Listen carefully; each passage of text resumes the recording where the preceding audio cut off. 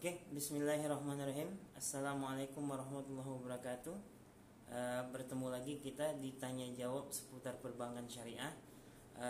Berhubung banyak sekali pertanyaan dari teman-teman yang ingin mengetahui detailnya tentang bagaimana KPR itu atau kredit kepemilikan rumah, baik itu yang konvensional atau syariah. Kali ini kita akan membahas bagaimana KPR itu dilaksanakan oleh bank konvensional dan bagaimana bank syariah melakukan KPR tersebut. Jadi ini adalah jawaban dari pertanyaan teman-teman semua. Bagaimana sih KPR bank syariah? Terus apa bedanya dengan KPR bank konvensional? Jadi ada beberapa poin yang akan kita bahas dalam menjelaskan bagaimana bank konvensional dan bank syariah itu memberikan KPR-nya kepada para nasabahnya. Pertama, kita akan membahas bagaimana kontraknya yang dilakukan antara nasabah dengan perbankan, baik itu konvensional dan bank syariah. Yang kedua, nanti kita akan membahas strukturnya, bagaimana transaksi ini dijalankan. Yang ketiga, cicilannya nanti gimana? Struktur cicilannya di bank konvensional dan syariah seperti apa, komponennya apa saja. Setelah itu, ketika nasabah misalnya telat bayar, bagaimana bank ini memperlakukan nasabahnya, apakah itu ada denda dan bagaimana menghitung dendanya.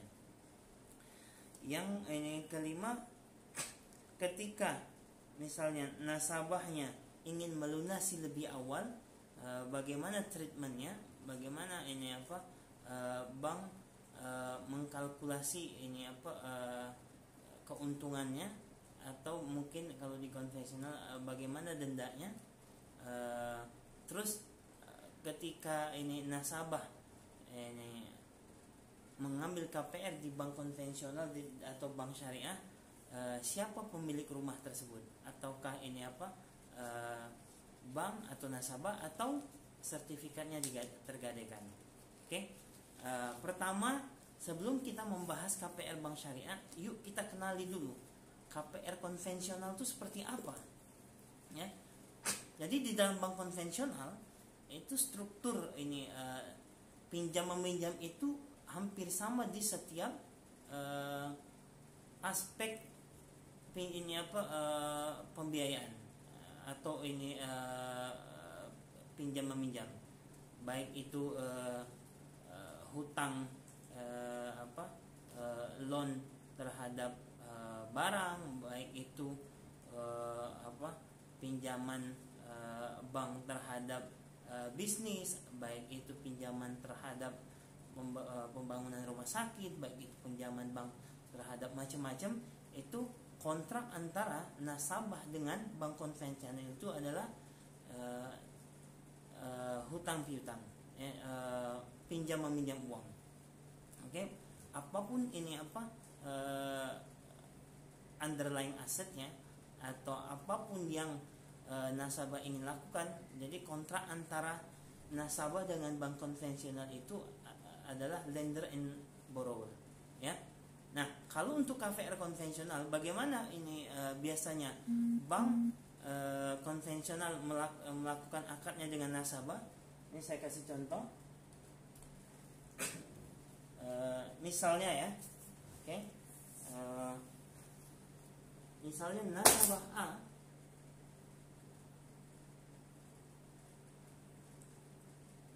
nasabah A ini bank konvensional.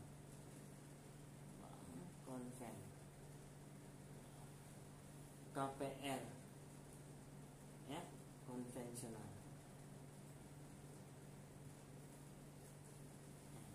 Bagaimana bank konvensional melakukan transaksinya untuk produk KPR? Caranya biasanya nasabah akan mengecek rumah ke developer. Oke. Udah dapat rumah yang diinginkan, misalnya properti ini ABC, ya, udah dapat yang diinginkan. Nah, nasabah ini biasanya pertama mengecek rumah yang mau dibeli. Biasanya developer itu sudah ada kerjasama dengan bank konvensional A atau B atau C.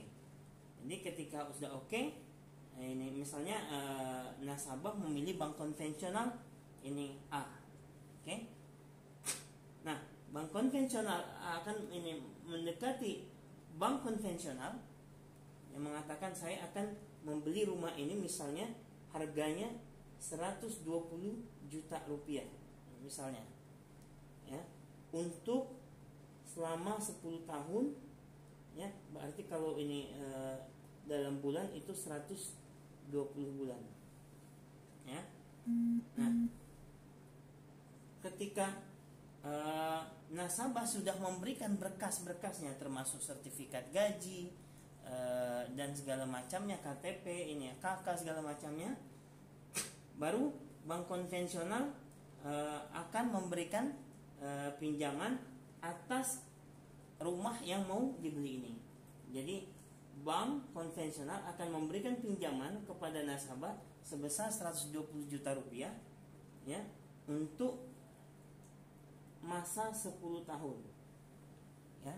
Jadi nasabah membayarnya cicilan per bulan. Nah, ini apa? Setelah ini oke, jadi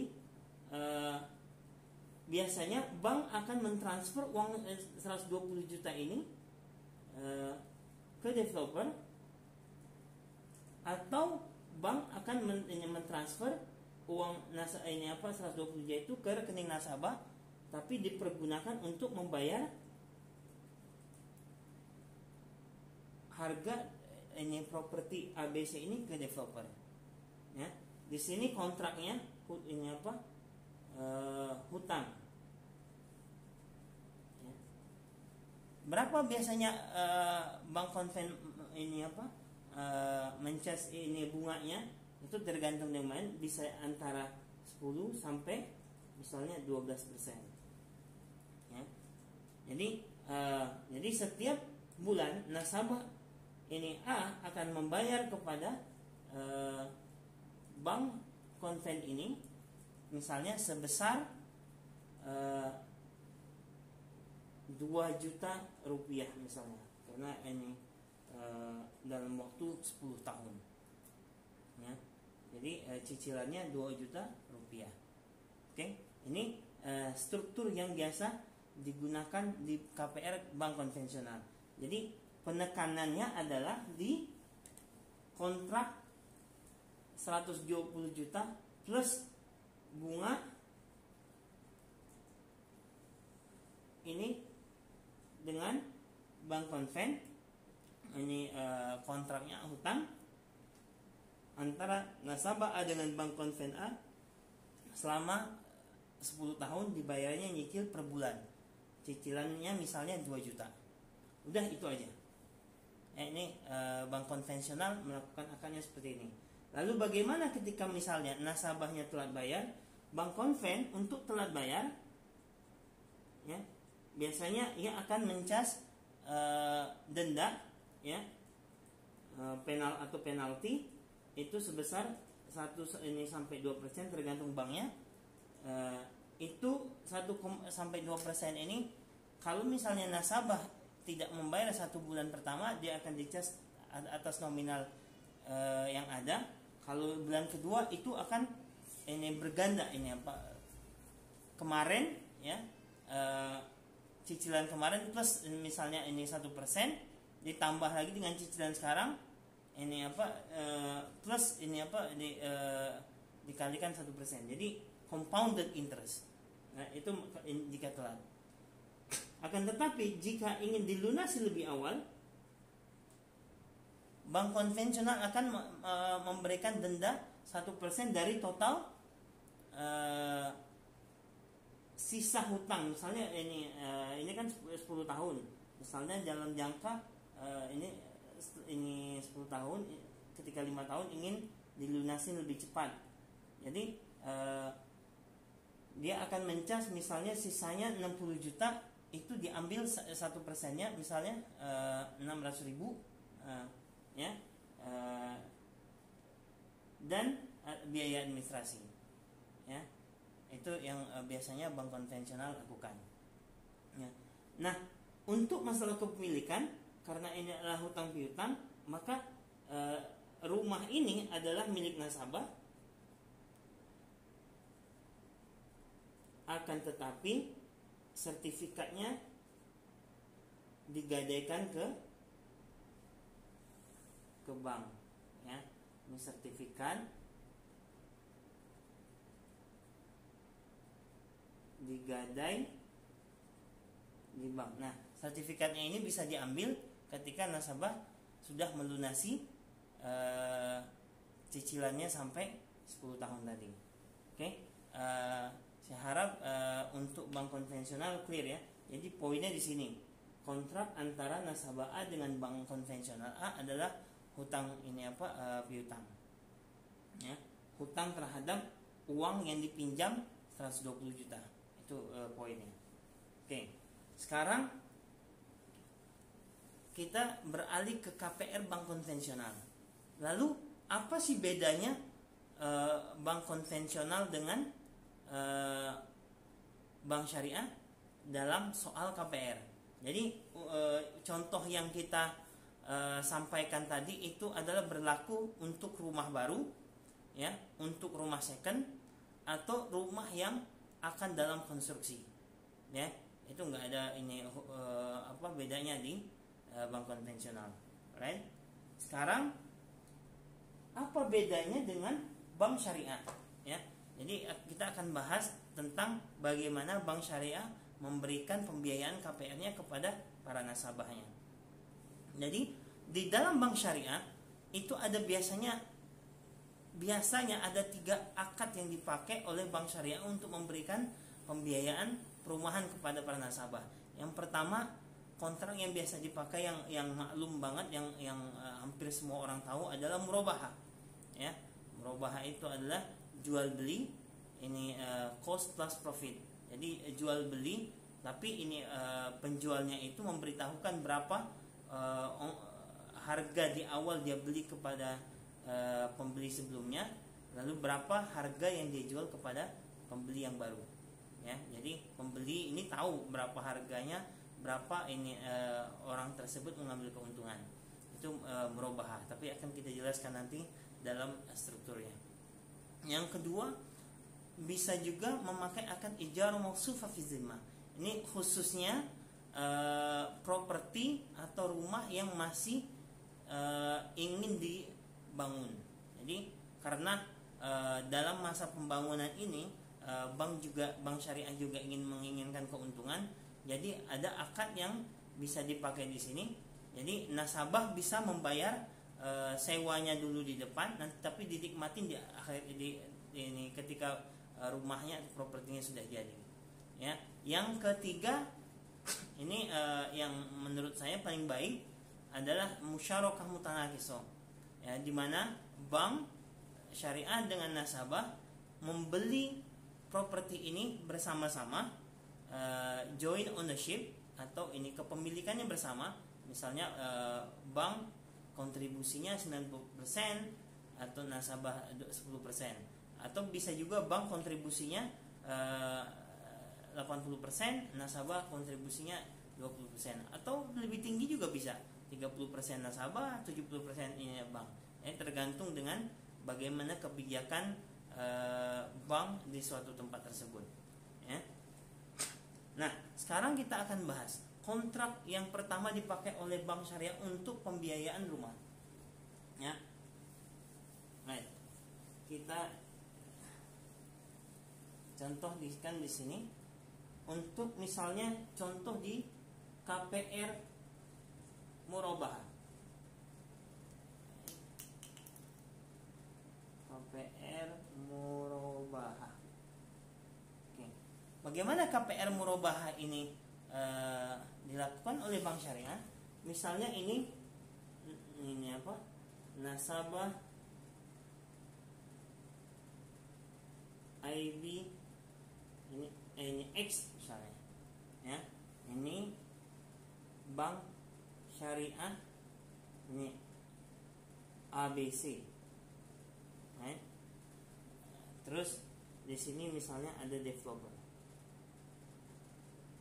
Apa contohnya? Nah, bagaimana kontrak murabahah ini? Jadi untuk melaksanakan murabahah, bank syariah ini nasabah biasanya dia akan mengidentifikasi rumah yang mau dia beli dulu. Misalnya rumahnya ini yang ABC yang dia mau, ya. Dan aku offer saya mau ini apa rumah ini. Nah, nanti ini developer kalau dia udah punya kerjasama dengan bank syariah, dia akan memberitahukan ini ada bank syariah B, C, D, E, F dan seterusnya. Ya, jadi ketika nasabah sudah mengetahui properti yang mau dia beli, dia akan datang ke bank syariah. Saya pengen beli properti ini. Ya, ini dua ini biasanya mengungkapkan niatnya untuk membeli properti ABC. Apa yang bank syariah lakukan? Jadi untuk ini apa? Agar bank syariah mampu menjual ini properti ABC ini kepada nasabah dan mendapatkan keuntungan, apa yang bank syariah lakukan? Bank syariah menghubungi developer, ya, bahwasanya dia ingin membeli properti ABC yang diinginkan oleh nasabah IBX ini, ya, oke. Lalu bank syariah mentransfer, ya, harganya. Ini misalnya harga properti, kita kasih contoh lah 120 juta misalnya, ya. Jadi bank syariah akan mentransfer uang, misalnya membeli, ya, beli 120 juta cash. Ketika sudah beli, baru ada transfer of ownership di sini. Jadi sekarang rumahnya jadi milik bank, ya. Secara ini apa kontrak ini adalah sekarang milik bank.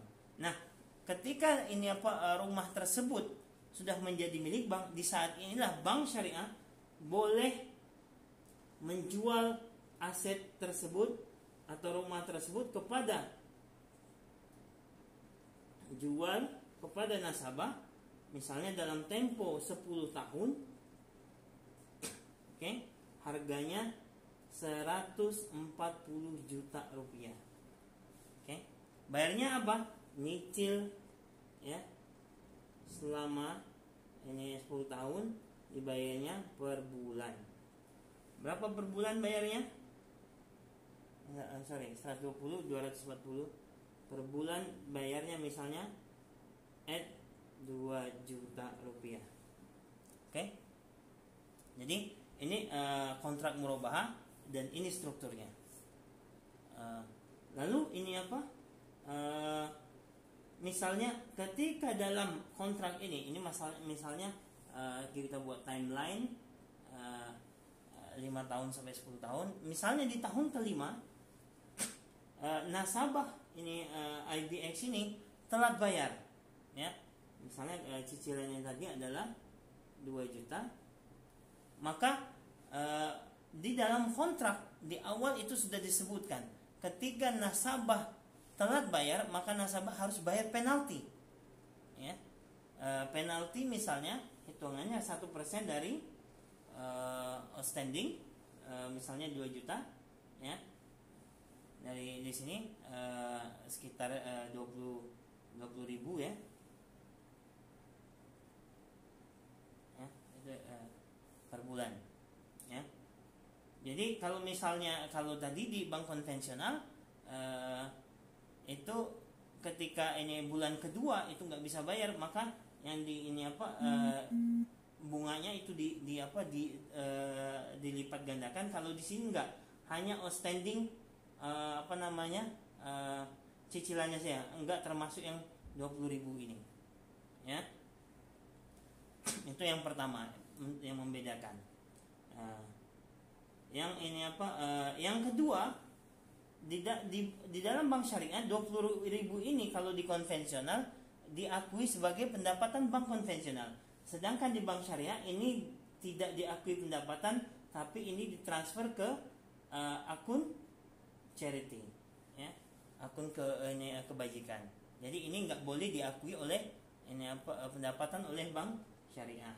Nah, perbedaan kedua adalah ketika ini bank syariah menjual aset ini 240 juta, bank syariah akan memberitahukan kepada nasabah IBX bahwa ia membeli ini 120 juta dari developer dan dia mengambil keuntungan selama 10 tahun ini 120 juta. Jadi ini bank syariah harus memberitahukan berapa dia mengambil keuntungan secara totalnya selama 10 tahun tersebut. Ya, inilah kontrak yang membedakan antara bank syariah dengan konven. Ya, ada akad kejelasan di situ. Terus yang ini selanjutnya adalah misalnya ketika nasabah ingin melunasi ini lebih cepat, ya. Kalau ingin ini poin ketiga, jika ingin ini dilunasi, maka ketika misalnya jika ingin dilunasi pada tahun kelima, maka bank syariah tidak melakukan seperti apa yang dilakukan oleh bank konvensional. Karena di dalam kontrak tadi sudah disepakati bahwa harga jual adalah 240 juta. Jadi jika dalam waktu 5 tahun itu sudah terbayar 120 juta, maka nasabah wajib membayar sisanya yang 120 juta tadi kepada bank syariah. Oke, karena harga jual yang telah disepakati adalah 240 juta rupiah. Akan tetapi nasabah bisa meminta diskon kepada bank syariah untuk dikurangi dari total 120 juta ini. Tapi itu adalah hak bank syariah, apakah dia ingin memberi diskon atau enggak, itu poin pertama. Yang kedua, berapa bank syariah ingin memberikan diskon kepada nasabahnya.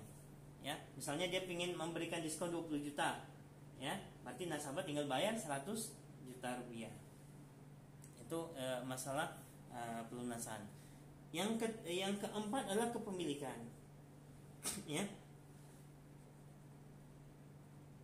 Nah, berhubung ini adalah jual beli, maka kepemilikan properti ini adalah jatuh kepada nasabah IBX, ya, bukan punya bank syariah. Karena ketika barang sudah dijual, maka kepemilikan berpindah tangan dari penjual ke pembeli.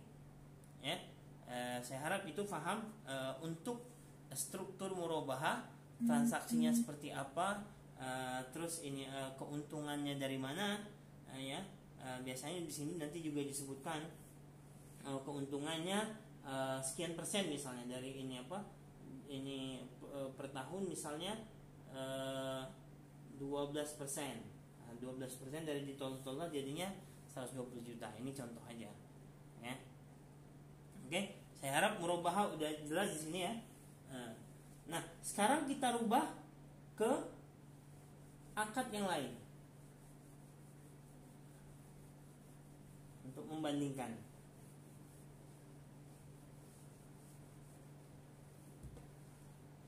Contoh misalnya kita rubah KPR kita ini dari murabahah menjadi KPR ijarah mausufah fi dhimmah, ya, IMFZ, ya. Ini biasanya di rumah yang akan dibangun. Misalnya rumah ini akan dibangun oleh developer ini, rumahnya belum jadi. Jadi nasabah X bisa meminta kepada developer, saya pengen beli rumah tersebut yang inden, bentuknya seperti ini, ini struktur bangunnya seperti ini, bahan-bahannya seperti ini, cost ini untuk membangunnya seperti ini, itu bisa dilakukan oleh nasabah. Jadi nasabah IBX, ya, mendekati developer bahwa dia ingin dibangunkan properti seperti ini, lalu nasabah IBX datang ke bank syariah, ya, saya pengen beli rumah yang akan dibangun nanti, makanya ini kontraknya adalah ijarah mausufah fi dhimmah. Jadi bank syariah bisa menarik uang sewanya dari awal, ya. ketika ini bank syariah udah tahu kalau ini nasabah ini pengen beli ini, jadi nanti nasabah IBX sama bank syariah akan membuat perjanjian ijarah mausufah fi zimmah. Jadi ada master agreement namanya.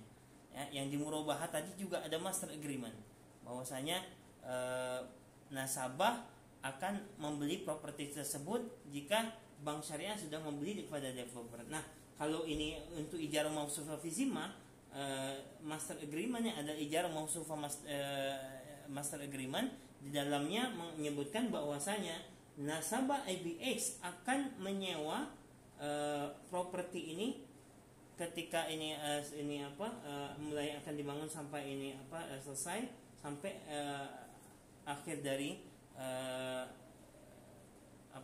waktu yang telah ditentukan, misalnya 10 tahun.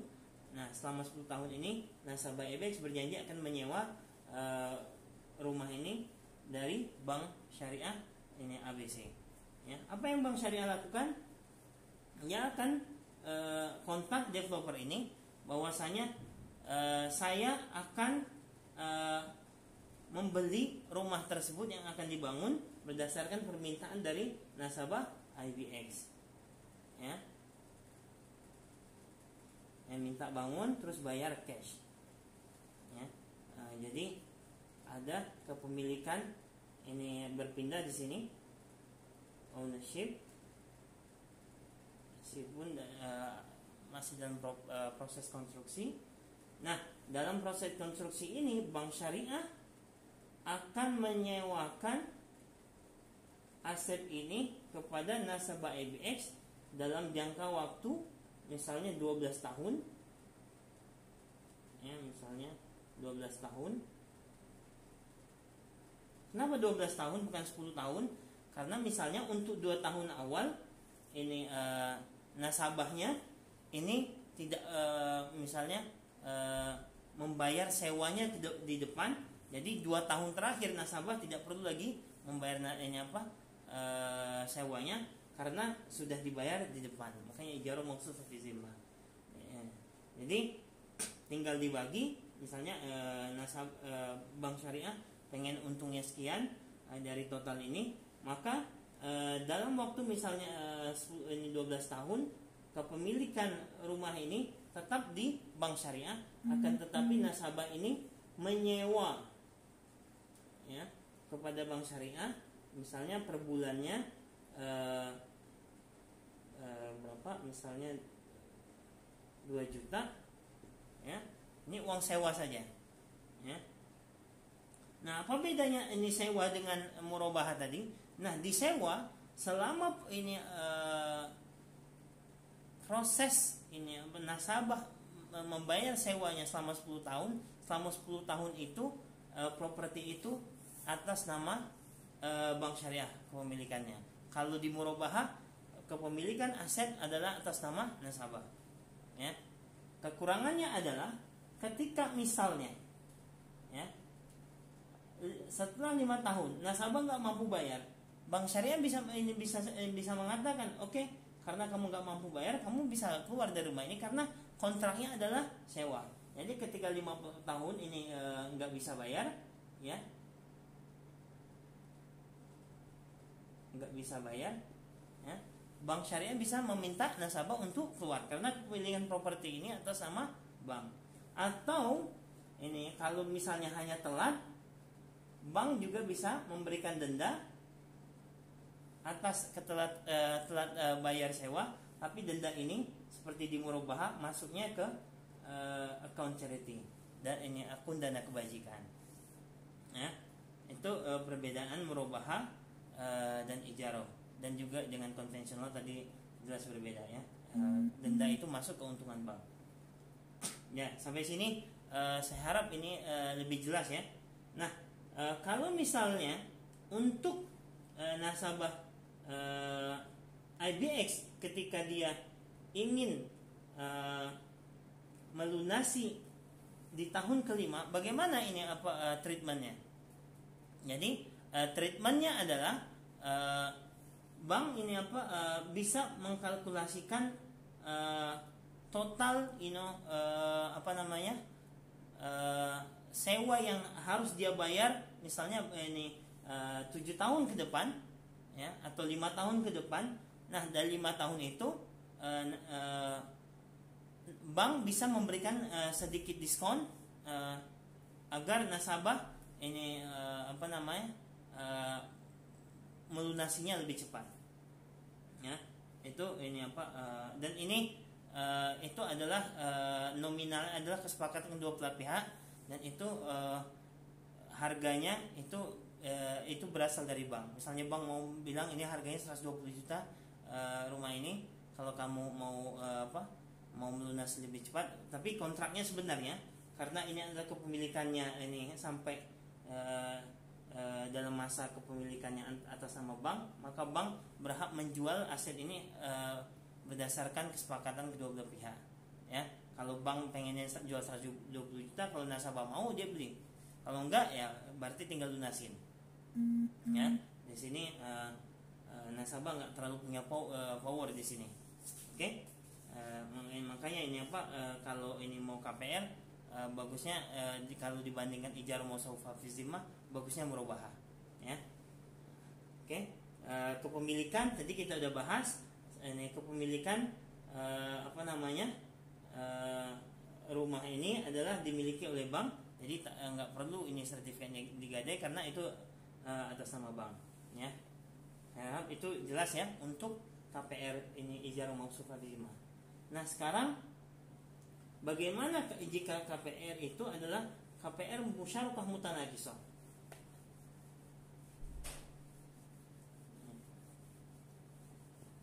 Nah, ini kita rubah.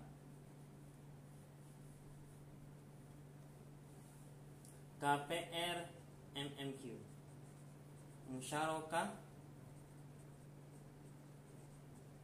mutanaqisah. Apa itu KPR musyarakah mutanaqisah?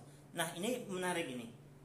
Di sini bank dan nasabah memiliki aset terhadap ini yang akan dibeli oleh kedua belah pihak. Apa maksudnya? Karena ini adalah akad musyarakah, ada kepemilikan bersama, joint partnership. Ya, joint partnership adalah di awal, tapi selama masa kontrak itu ada diminishing kalau dalam bahasa Inggris. Jadi penurunan nilai saham bank terhadap aset tersebut. Tapi ketika ini aset ini saham bank menurun, tapi ini saham ini nasabah naik karena nasabah setiap bulan dia membeli saham bank terhadap aset tersebut. Misalnya contoh ya di sini developer misalnya memiliki properti ABC, ya, nilai pasarnya misalnya 100 juta. Ya. Jadi ketika nasabah itu ingin mendapatkan KPR musyarakah mutanaqisah, maka dia bisa datang ke developer, saya pengen rumah ABC yang nilainya 100 juta, oke. Lalu nasabah bisa kerjasama sama bank untuk membeli aset tersebut. Misalnya nasabah memberikan kontribusi 10%, bank syariah memberikan kontribusi 9%. Ya. Oke. Nah, aset tersebut kalau kita ngomong kepemilikan, aset ini 10% dimiliki nasabah, 90% dimiliki oleh bank. Ya. Jadi nasabah menyumbang 10 juta, bank menyumbang 90 juta. Ya. Di sinilah yang disebut dengan musyarakah. Terus gimana mutanaqisahnya? Jadi dalam Islam ini kontrak ini, bank syariah ya akan menjual sahamnya ini setiap bulan, misalnya dalam waktu 90 bulan, kita hitung aja 1 juta. Ya. Oke. Ketika nasabah membayar cicilan itu 1 juta, maka kepemilikan ini ini 1 juta, kepemilikan nasabah menjadi 11 juta atau 11% terhadap aset tersebut, dan kepemilikan bank menjadi 89% atau 89 juta. Ya. Setiap bulan dibayar 12 juta menjadi 13 juta atau 13%, ya. 13%, 13 juta sampai 100 juta. Ini juga 88, 87 juta sampai kepemilikan bank menjadi nol. Nah, apa keuntungan bank? Karena di sini contohnya hanya saham yang dibeli oleh nasabah atas ini saham yang dimiliki oleh bank syariah terhadap rumah tersebut. Jadi bank syariah karena dia memiliki aset ini, nah ini untuk mendapatkan keuntungan, rumah ini akan disewakan kepemilikan bank itu kepada bank ini nasabah. Misalnya nasabah agar bisa menempati rumah ini, dia harus bayar selain 1 juta, misalnya dia harus bayar 1 juta untuk harga sewa per bulan. Jadi di sini bank syariah mendapatkan 1 juta ini saham plus 1 juta harga sewa. Terus sampai seperti itu. Ya. Ini adalah kontrak ini musyarakah mutanaqisah. Jadi akad yang dilakukan bank syariah terhadap nasabah adalah akad musyarakah mutanaqisah ini. Nah, apa bedanya dengan murabahah, ijarah dan ini musyarakah mutanaqisah ini? Didenda ketika ini telat bayar, ya, maka nasabah juga biasanya dicas oleh bank syariah untuk membayar penalti sebesar 1% dari outstanding, baik itu outstanding dari jual beli saham atau sewa rumah, ya. Dan kesamaannya di murabahah, ijarah, musufah fi zimah dan musyarakah ini masuk ke akun kebajikan, ya, atau akun charity. Sedangkan di konvensional ini masuk ke pendapatan bank. Nah, misalnya ketika nasabah enggak sanggup membayarnya di tahun kelima, maka kita akan menghitung kepemilikan bank. Misalnya nasabah sudah membayar, misalnya ini di tahun kelima, ini contoh saja. Di tahun kelima misalnya di sini kita ambil ini 5 tahun. Kepemilikan nasabah atas aset ini sudah mencapai misalnya 55%, kepemilikan bank 45%. Jadi dalam solusinya ketika ada partner yang ingin keluar dari partnershipnya, dalam IOV juga dijelaskan, maka rumah ini bisa dijualkan ke pasar atau bank syariah bisa meminta nasabah untuk menjualkan ke pasar. Hasil dari jual beli aset ini, misalnya ketika aset ini dijual ke pasar mendapatkan 120 juta, maka kepemilikan ini nasabah, ini bank dibagi berdasarkan berapa kepemilikan aset mereka di waktu tersebut. Misalnya nasabah sudah memiliki 55%, di sini 45%. Maka nasabah akan mendapatkan 50% dari 120 juta dan bank syariah akan mendapatkan 45% dari 120 juta ini. Jadi menurut saya ini lebih menguntungkan bagi kalian yang ingin menggunakan KPR musyarakah mutanaqisah. Ya, ini keuntungan ketika kalian menggunakan musyarakah mutanaqisah. Tapi biasanya kekurangannya adalah untuk akad ini MMQ, ya, dengan ijarah mausufah fi zimmah, ini profit rate-nya atau rental rate-nya itu bisa dirubah dalam waktu 1 tahun per 1 tahun, bisa juga dalam setiap waktu 2 tahun, bisa juga dalam waktu 5 tahun. Jadi ada perubahan harga nanti. Ini bukan harga harga pembelian saham karena ini tetap, tapi harga sewanya, ya, bisa jadi mungkin di setahun pertama bayarnya 1 juta sewanya. Mungkin karena harga properti sudah naik, bank bisa mengajukan perubahan, misalnya di setelah 5 tahun nasabah harus membayar sewanya enggak 1 juta lagi, misalnya 1.200.000 ya, itu diperbolehkan karena ini adalah akadnya sewa menyewa ya. Ada musyarakah, di dalam musyarakah mutanakisah itu ada akad biasanya ijarahnya, tapi ada juga musyarakah mutanakisah nggak ada akad ijarahnya, itu juga nggak apa-apa ya. Yang bagaimana bank mengambil keuntungan di stand alone di musyarakah mutanakisah atau yang kita bilang musyarakah mutanakisah aja tanpa ijarah, itu dia mendapatkan keuntungan dari jual sahamnya berdasarkan market value pada setiap waktu itu ya. Sedangkan di di murabahah ya, kelebihannya di murabahah ya, ini fixed rate ya. Jadi sampai 10 tahun nasabah tidak akan mengalami kenaikan dalam cicilannya. Sedangkan di MMQ akan ada kenaikan jika bank menginginkan untuk merubah harga sewa pada waktu misalnya setelah 1, 2, atau 5 tahun ya. Jadi saya harap itu clear ya. Nah, untuk masalah ini jika nasabah ingin melunasi lebih awal, itu ini sangat mudah.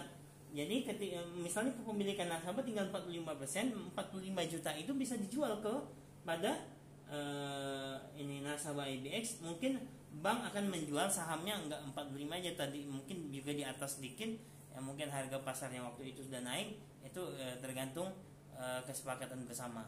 Jadi ini dalam ini fatwanya banyak ulama juga menyebutkan sebagaimana di AWF juga, ketika ini bank ingin ketika nasabah ingin menyelesaikan kontrak partnershipnya, maka bank syariah bisa menjual sahamnya kepada nasabahnya berdasarkan harga market pada waktu itu. Jadi inilah penjelasan KPR konvensional dan KPR syariah. Saya harap ini lebih jelas karena ini pada sesi ini kita sudah membahas lebih detail bagaimana KPR yang dilakukan bank konvensional, bagaimana KPR yang dilakukan oleh bank syariah, akad-akadnya apa aja, terus bagaimana jika ada denda, bagaimana penghitungan denda, bagaimana jatuhnya kepemilikan. Nah, kalau kepemilikan di musyarakah mutanakisah ini berarti kepemilikannya 2 orang, nasabah dengan bank. Jadi dan sertifikatnya juga bisa dipegang oleh bank syariah sebagai jaminan supaya nasabah bisa melunasi apa yang sudah dijanjikan.